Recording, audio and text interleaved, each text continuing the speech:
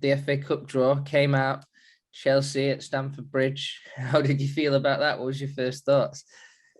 It was a funny one really, because me and my wife and little one went out for some dinner, and we was watching it on our phone, and then obviously I was streaming it on my phone, it must have been a little bit lagged from the actual TV.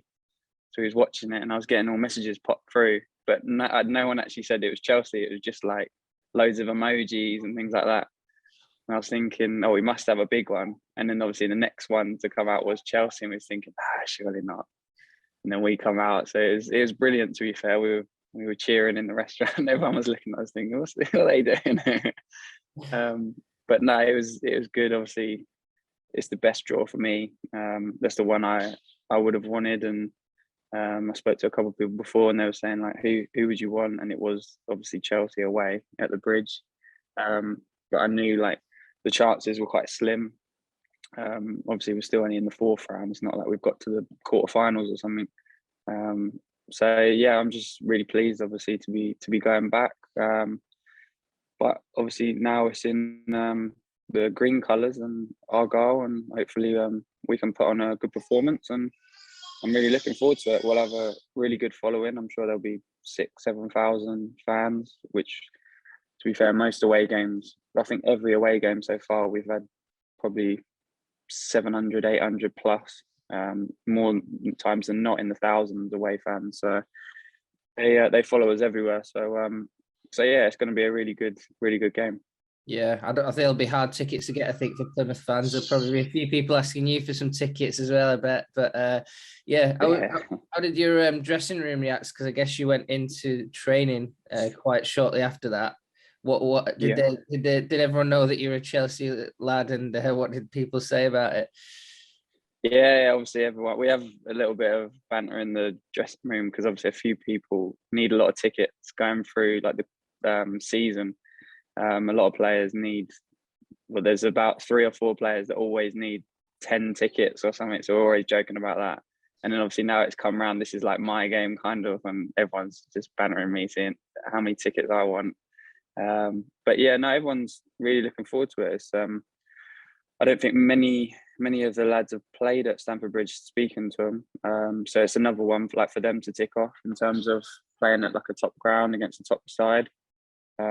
It's good as well, like speaking with the staff, like it's obviously a good opportunity for them to go to a top ground with their family and friends, will come and watch. So it's good for the club, obviously, in terms of revenue. We've had a really good run already in terms of being on TV a couple of times. So it's all round. It's a really good draw, and obviously myself as well. We're as a family, we're really excited. You've had to beat some like big teams as well, like Birmingham City away, Sheffield Wednesday, probably one of the toughest draws you can get at that stage as well. Tell us a bit about your run. Yeah, so we had Sheffield Wednesday the first round. That was away as well, on TV. It was a bit of a dull affair, to be honest. I think it was an early kickoff. There wasn't many fans there. Ended up being 0-0, and then we took them back to our place and won 3-0. So that was a really good performance, team performance. And then obviously second round, Rochdale again was on TV. That was a totally different affair, where they were kind of at it in our faces.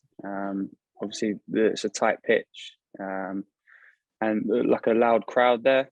And then we beat them, and then obviously the other day we played Birmingham away, which was on paper the toughest game. But to be fair, we really stepped up to it, and I think we had 22 shots, and really dominated the game and deservedly won.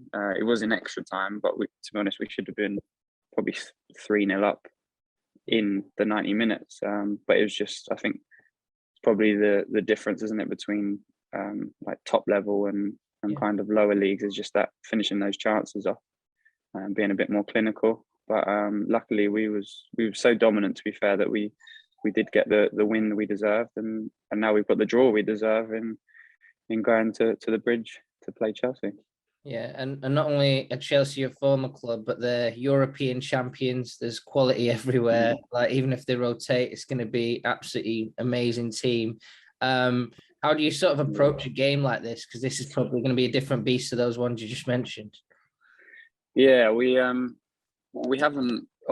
done any work because we've got a few league games, important league games as well before then. But like you say, it's going to be. I think it's the Club World Cup as well, or Super Cup, whatever they call it, the week or that commencing week after. So there's bound to be a few changes, but like you say, they played Chesterfield the other day in the cup and still had probably 6, 7 first teamers. There was only a couple of youngsters in there, but even so, the youngsters coming in are going to be top players. I think the young lad, is it Lewis Hall, got man of the match. Yeah. So it's obviously there's quality all around, and I know that firsthand. But hopefully, to be honest, we've had a few boys been asking questions. What would you rather, like playing the youngsters or full strength? And I'd always pick the full strength. I want to go up against the best. I don't want to. No disrespect to the young lads, but they're obviously still up and coming and the experience. But I want to play against the best, and like you say, the European champions and all of them, and go up against them. There's not many opportunities you get to do that, so that's what I'd like. And I remember, like, the last time I spoke to you, I spoke to you about Chelsea, and you said a lot of people always say to me, like, do you have any regrets about never playing for the first team? And you said, not really, because I had 15 glorious years at Chelsea. Can you tell me a bit about those warm memories? And when I spoke to you last time, you were so grateful about your Chelsea journey. And I think that's probably why it feels so good that this draw came out. So can you tell me a bit about why you feel that connection so strongly still to Chelsea? Obviously, I was there for such a long time. It's kind of everything I knew up until 21, 22. I started off playing just like the local club, and then by the time I was kind of 6, probably, I was integrated into like a Chelsea environment in terms of training, and then from 9, it was just that was it kind of. I was getting contracts every couple of years. I was building through the age groups, and like I say, Chelsea was all that I knew really. It was go to school, go to training, go to school, go to training, play matches, and that was 15. Ended up being 15, 16 years of Chelsea basically. So I've got loads of fond memories of winning the Youth Cup, winning the Milk Cup, winning loads of trophies, developing as a player, meeting loads of brilliant coaches, loads of brilliant players that where now you can look back on, and they've gone on to huge things, some of them. So there's lots of fond memories over such a long period of time as well. So I'm nothing but grateful really for that opportunity. Obviously, I would have liked a professional appearance, but I was lucky as well to play in friendlies with a lot of the first team boys, go away with them on a couple of tours.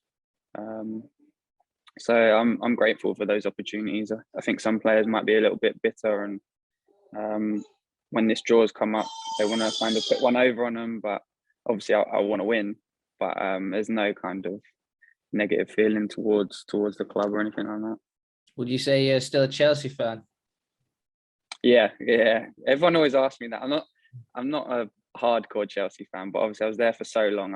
I couldn't not be a Chelsea fan. We used to go to literally all the games as kind of academy players. I used to actually be a Man United fan when I was really little. My brother's a United fan, but yeah, no, you couldn't not be in and around Chelsea for so long and not really have be a fan really, or be that close with the club. I noticed that you were on the Champions League parade. I think you won the FA Youth Cup that same season, right? So they kind of put you on a separate bus as well with the Youth Cup. Yeah, that's it. Like you've had some unbelievable experiences with the club, you know, like that. Can you tell us about some of those real highs where, you know, you win the FA Youth Cup, you get to show it off in front of thousands of people? Yeah. Can you tell us a bit about that? Yeah, it's funny to say, yeah, I completely forgot about that. You you mentioning that, yeah. The obviously we won the Youth Cup, which was incredible. I spoke about it yesterday in a podcast where like the Youth Cup was the World Cup of youth team football. Like it was the pinnacle of a under 18 player. Everyone wanted to win that. I was lucky enough to win that. Obviously, we came runners up the year before. As well. So that was a brilliant achievement. It's something that I hold in high regard in terms of I've got a few shirts framed, and one of them is my Youth Cup top with my medal, and all the lads like signed one of the tops. And now, like looking back, so many of those players now are going on to do such great things. And then I think, to be fair, I think most of that team or squad is now still playing professionally, and which is adamant to the staff really at Chelsea, and just shows the system's working and how well it is doing. Because I think you look at a lot of teams, even probably going back to the United team with Gary Neville and all of that, I bet you could probably pick 50% of that squad probably weren't even playing like a few years after that. So it's great that so many of us are still going. And then obviously we won that, and then it came in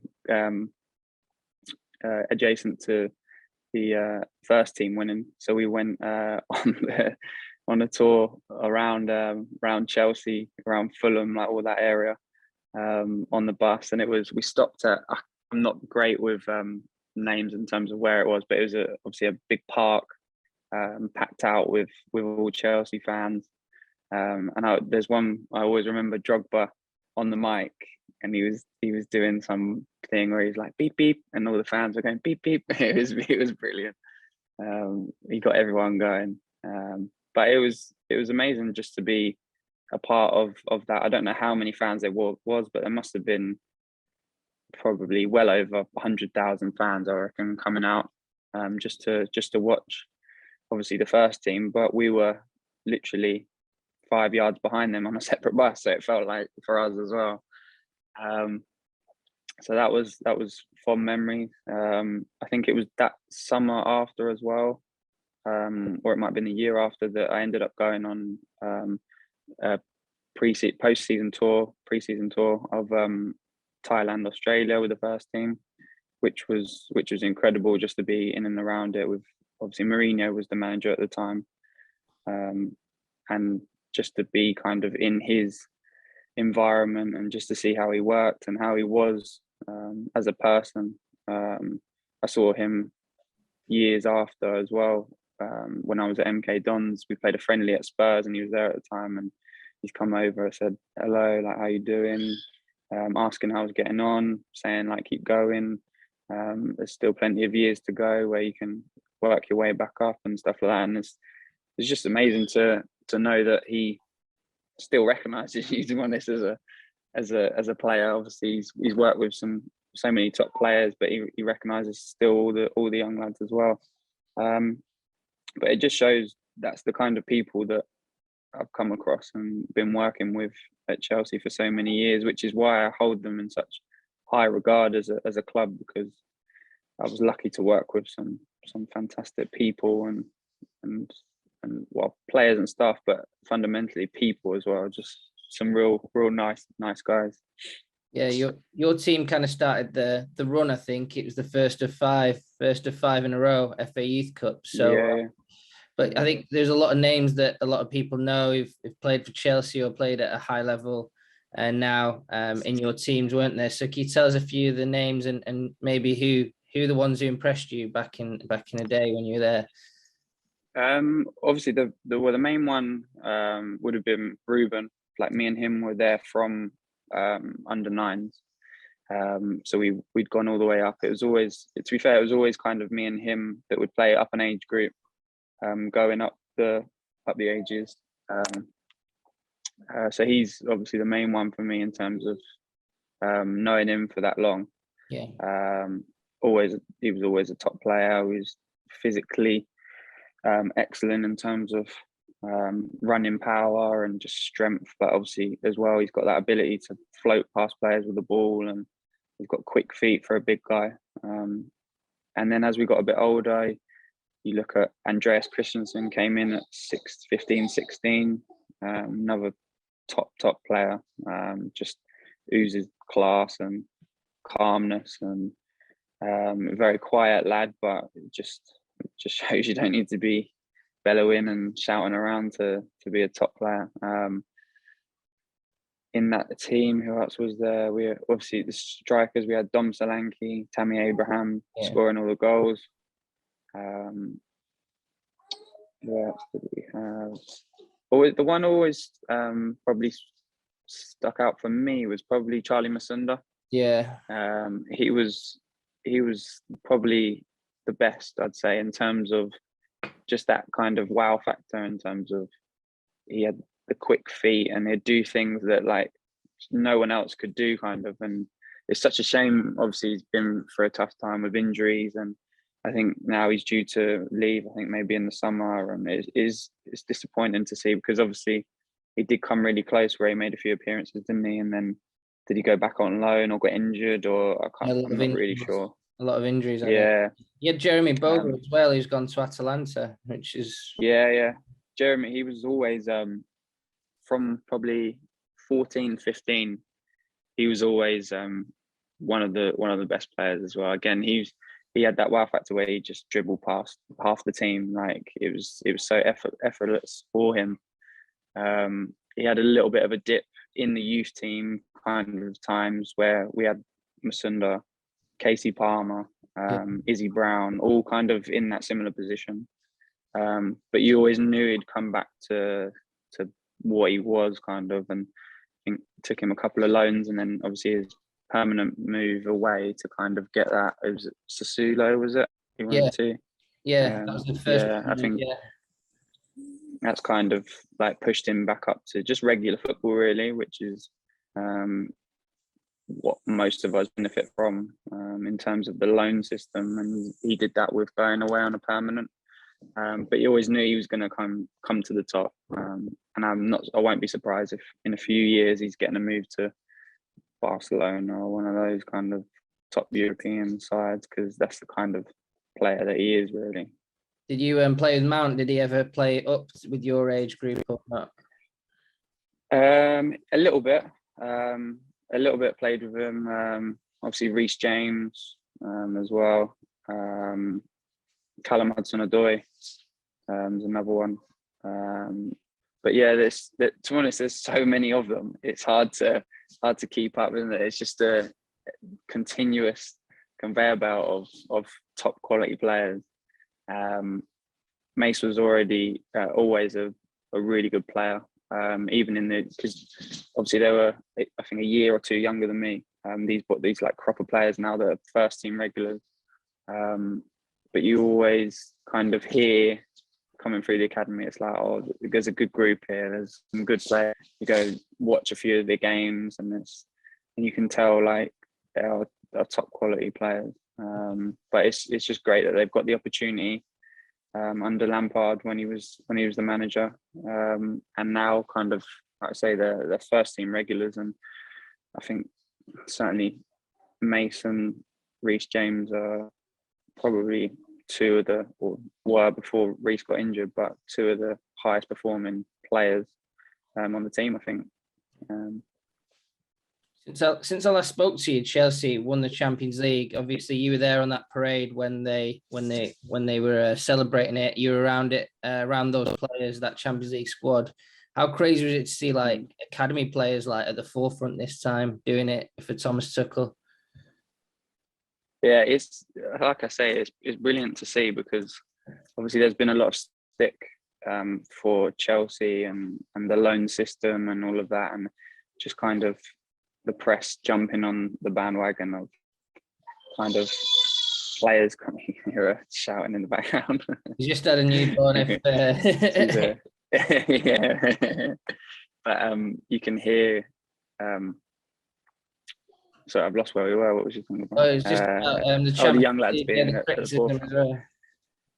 Yeah, obviously, they've always been top players, but now they've got that opportunity to come in off the back of, like I say, the bad press, which was, I think, wrong in a way, because I think if you speak to Neil Bath or people like that, like, it wasn't always, obviously the pinnacle would be to get players in the first team, but the success for them would be to see so many players drop down into the football pyramid and have long careers, and that's a success for them. Whereas the press were looking at it as, they're not getting in the first team, like, what's the point in the academy, blah blah blah, which I understand to a certain point, but it's not always doom and gloom when players don't get into the first team. And like I say, there's hundreds of players over the last 10, 15, 20 years that have gone down from the academy and dropped into the leagues, gone abroad and had really good careers.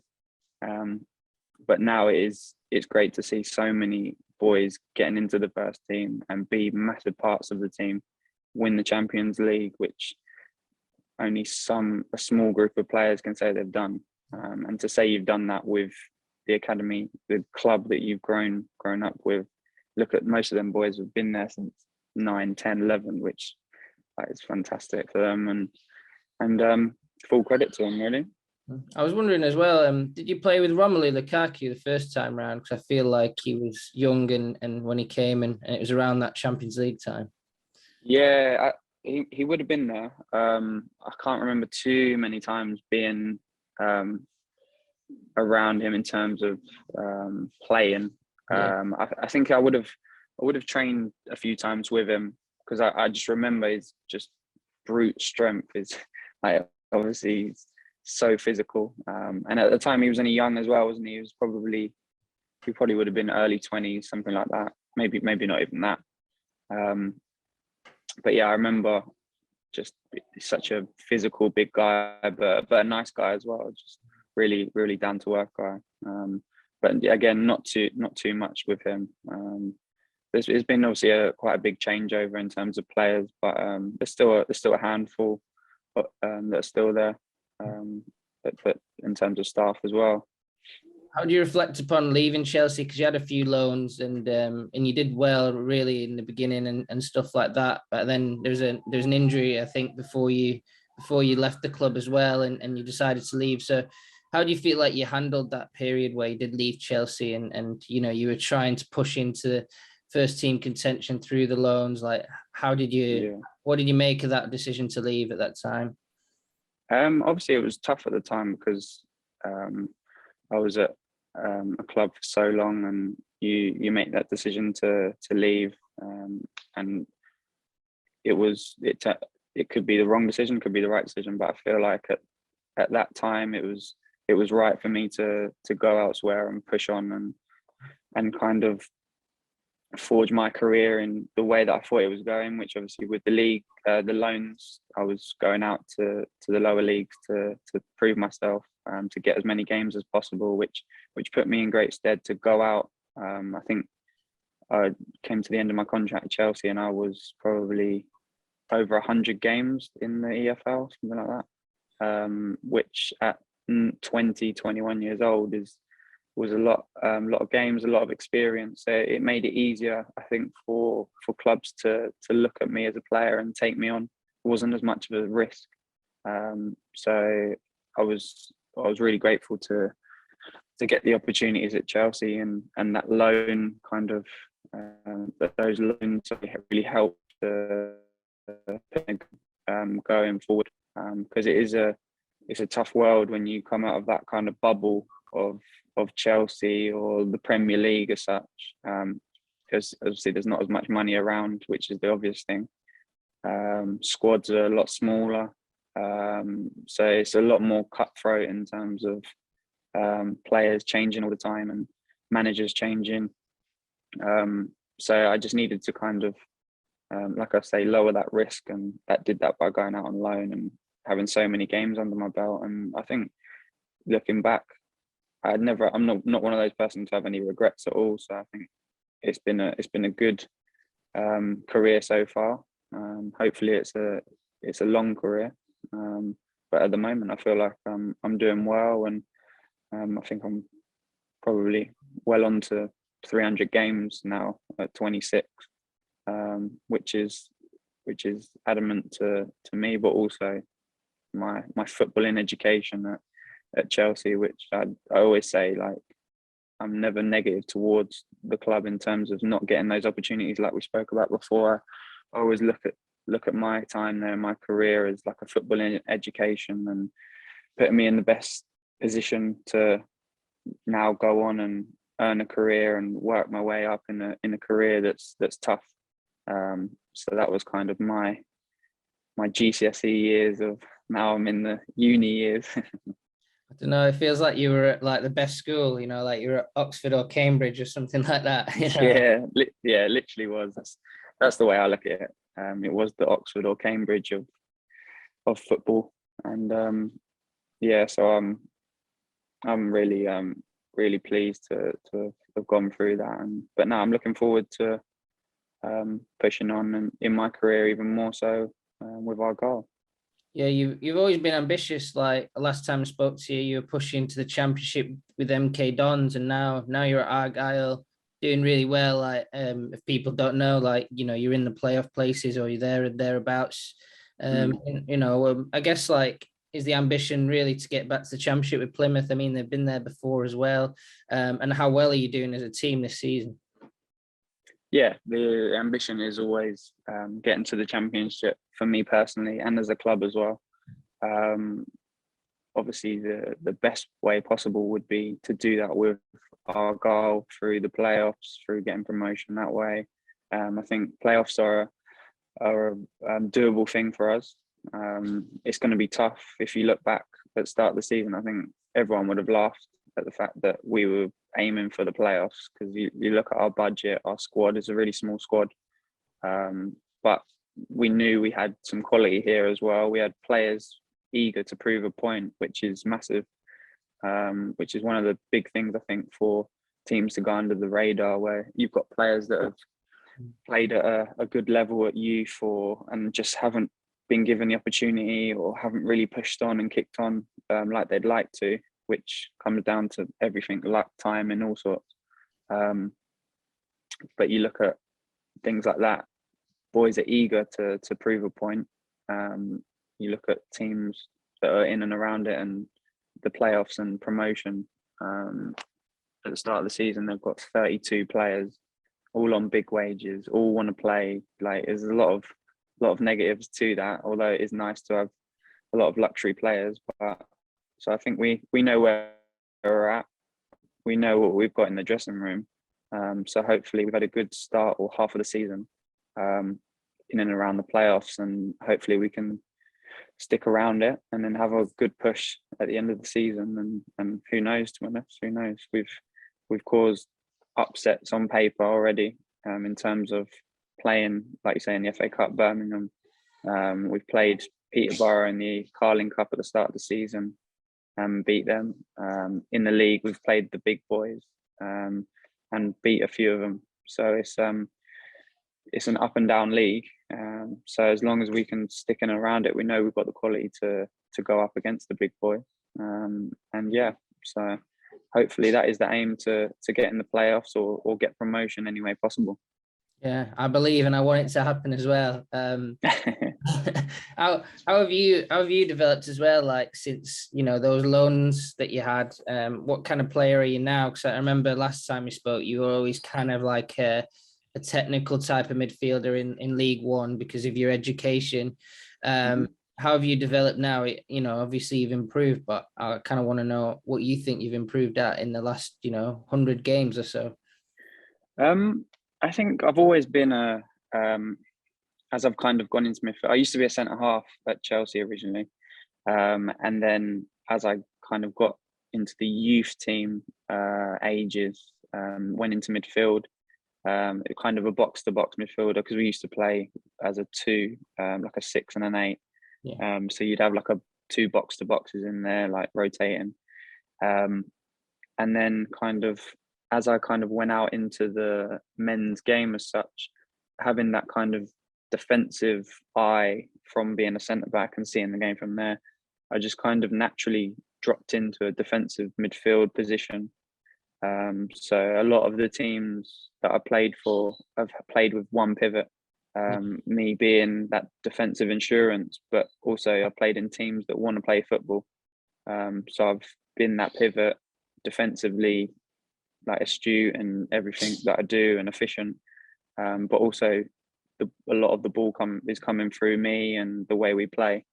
And that's quite similar now in terms of in Plymouth Argyle. We've got a manager that really wants to play nice football. He's had a upbringing at Everton, so he's had a good career in the EFL as well. Yeah, in terms of that, there's not much change in terms of playing style. I still like to get on the ball. I still feel like I'm a technical player, but just with a little bit more experience in terms of knowing the game, knowing little things that as a young player you probably wouldn't even try or wouldn't even know little bits. So it comes through experience. I think the manager, I've had a few people mention our old manager. A few people mentioned they were watching games, and commentators have said that I'm kind of earmarked now as one of the best defensive midfielders in the league, which is lovely to hear. It's obviously shows that I'm doing something right. But I'm always a person for progression and development. And even though I'm 26, which in some eyes people think is getting on, but I still feel like I don't know everything, and I'll say that when I'm 35, 40, I'll never know everything, and I always want to be learning and developing and becoming better, and so that's the case at the moment. But I feel like, especially this season, I've been playing some of the best football. I feel strong. I feel experienced in the game, and I feel like I'm given a lot as well now off the pitch in terms of in the dressing room, which is something that only just comes with age, really. I've always been kind of a captain as such in the young age groups, but now I feel like I'm really stepping into my own in terms of the men's game as well. So I think I'm doing well, but there's always more I can be doing. Yeah. If people don't know, like I think MK Dons were like the best passing team in the EFL. Barcelona in the EFL, maybe. That was it, yeah. So we can say you're the Xavi of the EFL. The Xavi, yeah. I'd take that. The Xavi of League One. Yeah. Well, that's what we're calling you now. I'm going to market you. That's what we're doing. I wanted to talk about you as a person as well, because you had your first child. We spoke a bit about it off camera. Has it changed you as a man, and do you think it can change you as a footballer as well? Yeah, definitely. I think one of the things it's made me think about more is just kind of football's not the be all and end all. There's more to life than football, even though you get stuck kind of when you're younger and trying to push and make a career of thinking that is it, it's football or nothing, which helps in a certain way because it makes you focus. But I think when you get to an age where you are in the game and you're playing, and there's less pressure as such in terms of thinking if you're going to make a career, but there's obviously different pressures come with it. So I think in terms of having a baby and now having a family, I think it just makes you think more about life and just kind of relax and just take it as what it is, because there's a lot of rubbish that comes with football in terms of the game and outside of the game, and I think if you just have that mindset of not caring, but just having a relaxed mindset of what will be, and just kind of focusing and having that kind of, what's the word I'm looking for, kind of like outlay of perspective of your life is kind of family as well as football, and I think it's a happy life, to be honest, after that. But we're really enjoying it. It's been an amazing experience to have our little girl. Something that we've been wanting for a while, and now we've got it. So we just spend as much time with her as possible. Yeah. And I think like you are I guess like, footballers can be like criticized for not being grounded.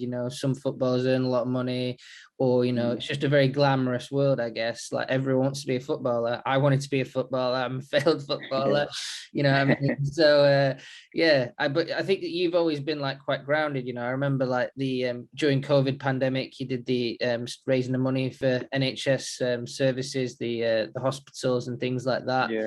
But what was kind of your motivation for doing that? I guess, as a footballer with, you have a profile. So I was just thinking, what was I just wanted to remind people, like, what was your motivation for doing that? And yeah, we always try and do some sort of charity thing, in terms of usually around Christmas time. Everyone usually does something, or most people do something then. So we always try and do something around Christmas.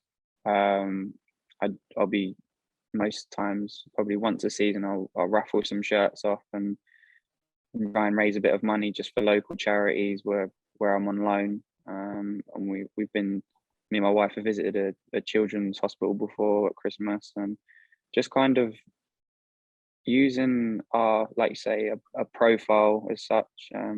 Even though I'm still one of those people that doesn't believe like I have a profile or anything, but my wife always says, like, you do. You're a footballer. Like for the Argyle fans, you are their kind of hero as such, or like as players, we are their heroes.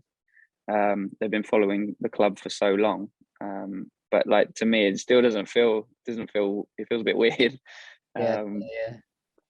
But yeah, just kind of using our profile and just to help, really.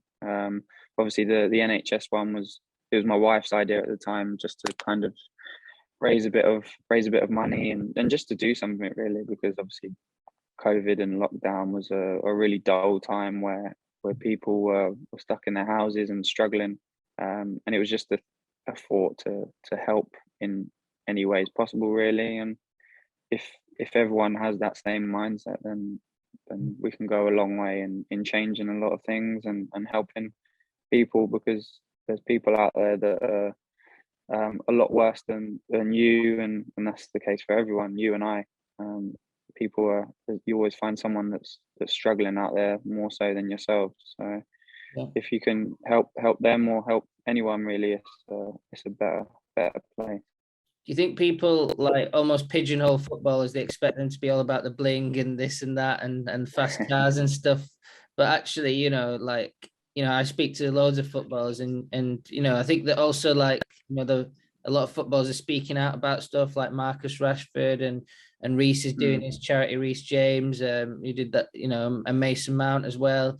All these guys doing charity stuff. Do you think that sometimes people pigeonhole footballers as one personality, but you're actually way more diverse than people give credit diverse for? Yeah. I think it's just easy for some press people to pigeonhole and just say it sells easy papers, doesn't it, of someone buying a 200 grand car or something like that, when such and such is doing this and struggling. So I think it's just it's lazy journalism in a way, isn't it? Obviously, if someone's got money to go and spend X, Y, and Z on this car or house, then so be it. Doesn't change them as a person. Doesn't mean that they're flash or whatnot. It's about the person itself. But yeah, if you look up and down the leagues, there's loads and loads of players doing real good stuff for charity, using their profile to help, setting up different things. And like you say, touching on there, obviously Rashford and Reece James are doing great stuff. And their profile is obviously a different level, and they can do some great things. And it's just about utilizing themselves and their contacts and doing good. So I think we're not all bad. You told me last time you were kind of a bit of an introvert, so I guess like it just shows you as well that not everyone's like this show off type personality, are they? You know, you're your own man, and everyone else is as well. Yeah, I think that's probably a key as well to having a career in the game. I think if you try and fake yourself and how you are as a person, I think you get found out, to be honest. And the like I said before, like it's a brutal game. Like you'll get chewed up and spat out. It's a brutal game. So I think if you're true to yourself and how you are as a person, I think you'll always come out on top eventually, and when you're working hard and things like that. So yeah, I think you can't really fake your personality as such. It's good advice, Jordan, because I think a lot of people would want to be like Mason Mount and Reece James, but a lot of people would want to be you. A lot of people want to play for Plymouth Argyle. A lot of people want to play for MK Dons. A lot of people want a professional football career. It's a beautiful thing, and you've been like amazing, man. So I just want you to absolutely have a great game at Stamford Bridge. I want you to get into the championship as well. And then I think it'll be a big celebration. I think if at the end of the season, if we could see you playing championship football next year. Yeah, it would be. Yeah. That's the aim anyway. How mad are you going to go if you get promoted at the party? Oh God, yeah. That's the one thing. Like obviously, I feel like I've accomplished quite a lot already in my career, but like that's the one thing that I want to get to. Obviously, I haven't had the opportunity to play in the championship yet, which I feel like I can do. Like I just need that opportunity, kind of to show that I can do it. I've come up against championship players loads of times already in my career, and I feel like I've done myself justice, and I feel like I can put myself with them. But like I say, it's just getting those opportunities and getting that little bit of luck where I can get myself in there and then show everyone what I can do. Really, it's going to happen 100%. Well, I'll wrap it up here. I really appreciate your time. I know you got a busy day of stuff. Perfect here. But yeah, no, thanks a lot. It's brilliant to catch up, and yeah, I'll send you the stuff on when it's ready. Perfect. Thank you, mate. Nice to chat to you. Thank you.